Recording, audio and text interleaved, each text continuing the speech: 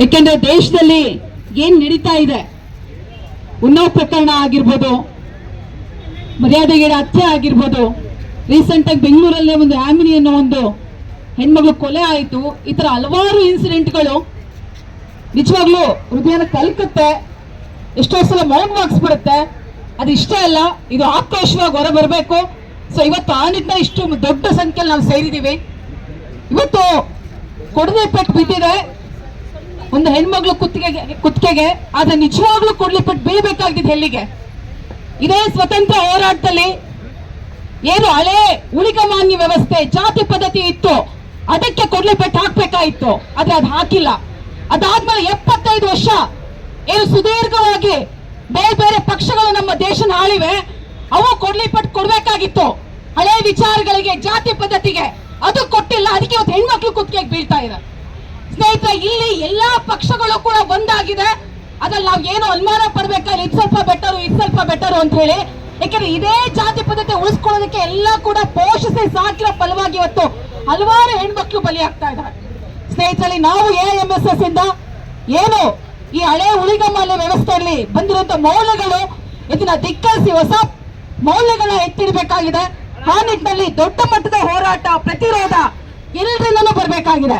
ಹಾಗೆ ಈ ಮರ್ಯಾದೆ ಹತ್ಯೆ, ಅದಕ್ಕೆ ನಾವು ಬೇಡಿಕೆನ ಇಡ್ತಾ ಇದೀವಿ. ಹಾಗೇನೆ ಮರ್ಯಾದೆ ಹತ್ಯೆ ಸಂಬಂಧಪಟ್ಟಂತೆ ಪ್ರತ್ಯೇಕ ಕಾನೂನನ್ನ ಇವತ್ತು ರೂಪಿಸಬೇಕಾಗಿದೆ. ಅದಕ್ಕೆ ಎಲ್ಲರೂ ಕೂಡ ಧ್ವನಿ ಎತ್ತುತ್ತಾ ಈ ಹೋರಾಟನ ಮತ್ತಷ್ಟು ಬೆಳೆಸೋಣ ಅಂತ ಹೇಳಿ ನಾನು ನನ್ನ 2 ಮಾತುಗಳನ್ನ ಮುಗಿಸ್ತಾ ಇದ್ದೀನಿ. ಮರ್ಯಾದೆ ಹತ್ಯೆಗಳಿಗೆ ಹೇಳಿ ಧಿಕ್ಕಾರ. ಮರ್ಯಾದೆಗೆ ಹತ್ಯೆಯನ್ನು ಒಪ್ಪೋದಿಲ್ಲ, ಒಪ್ಪೋದಿಲ್ಲ. ಪ್ರಜಾತಾಂತ್ರಿಕ ಮೌಲ್ಯವನ್ನು ಎತ್ತಿ ಹಿಡಿಯಿರಿ, ಎತ್ತಿ ಹಿಡಿಯಿರಿ. ಜನಗಳೇ ಒಂದಾಗಿ, ಜನಗಳೇ ಒಂದಾಗಿ. ಮರ್ಯಾದೆ ಹತ್ಯೆಗೆ ಹೇಳಿ ಧಿಕ್ಕಾರ. Thank you.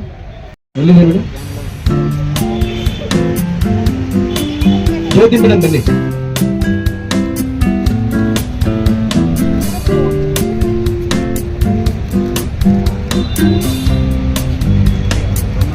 ಬನ್ನಿ ಬನ್ನಿ.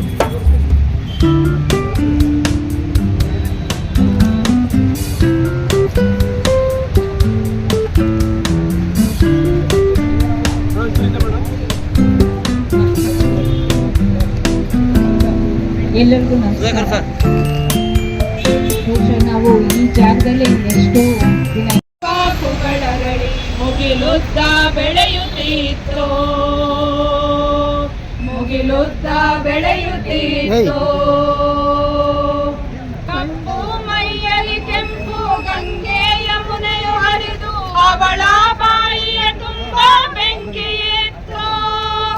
ಊರ ಬೇಲಿಯ ಒಳಗೆ ಕೊಳಕು ಮಂಡಲ ಮಲಗಿ ಅಂಗಾಂಗ ಧರಿಸಿತ್ತು ಬಿಳಿಯ ತೊನ್ನು, ಅಂಗಾಂಗ ಧರಿಸಿತ್ತು ಬಿಳಿಯ ತೊನ್ನು.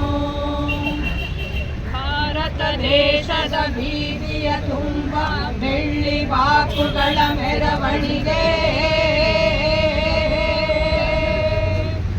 ರಕ್ತದ ಕೊಳದಿಂದೀಚೆಗೆ ತೆಗೆದ ಚಿಂದಿ ಬಟ್ಟೆಗಳ ಮೆರವಣಿಗೆ. ಭಾರತ ದೇಶದ ಬೀದಿಯ ತುಂಬ ಬೆಳ್ಳಿ ಬಾಕುಗಳ ಮೆರವಣಿಗೆ, ರಕ್ತದ ಕೊಳದಿಂದೀಚೆಗೆ ತೆಗೆದ ಚಿಂದಿ ಬಟ್ಟೆಗಳ ಮೆರವಣಿಗೆ, ಚಿಂದಿ ಬಟ್ಟೆಗಳ ಮೆರವಣಿಗೆ, ಚಿಂದಿ ಬಟ್ಟೆಗಳ ಮೆರವಣಿಗೆ, ಚಿಂದಿ ಬಟ್ಟೆಗಳ ಮೆರವಣಿಗೆ. ಮುಂದೆ ನಿಂತು ಮಾದಿಗರ ಹುಡುಗ ಮತ್ತು ಇಲ್ಲಿ ಬ್ರಾಹ್ಮಣರ ಹುಡುಗಿಗೆ ಮದುವೆ ಮಾಡಿಸಿದ ಕಾರಣಕ್ಕಾಗಿ ಆ ಕಲ್ಯಾಣವನ್ನ ಮುಗಿಸಿದ್ರು. ಅಲ್ಲಿಗೆ ಕಲ್ಯಾಣದ ಕತೆ ಮುಗೀತು.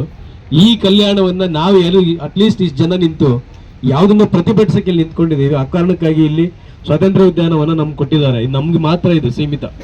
ಮೊದಲೆಲ್ಲ ಬೆಂಗಳೂರಿನ ಯಾವ ಮೂಲೆಯಲ್ಲೋ ಒಂದ್ ಕಡೆ ನಿಂತ್ಕೊಂಡು ಪ್ರತಿಭಟನೆ ಮಾಡ್ತಿದ್ವಿ. ಅಟ್ಲೀಸ್ಟ್ ಸರ್ಕಾರ ಕಿವಿಗೆ ಬೀಳಲಿಲ್ಲ ಅಂದ್ರೆ ಜನಗಳ ಕಣ್ಣಿಗಾದ್ರೂ ಕಾಣ್ತಾ ಇತ್ತು. ನಾವು ಇಟ್ಕೊಂಡಿರೋ ಪ್ಲಕಾರ್ಡ್ಸ್ನ ಜನ ಓದ್ಕೊಂಡು ಹೋಗ್ತಿದ್ರು. ನಾವು ಅಟ್ಲೀಸ್ಟ್ ಅಲ್ಲಿ ಹೋಗ್ಬಿಟ್ಟು ಅವ್ರಿಗೆ ಪಾಂಪ್ಲೆಟ್ ಕೊಡ್ತಿದ್ವಿ, ಇದೆಲ್ಲ ಮಾಡ್ತಿದ್ವಿ.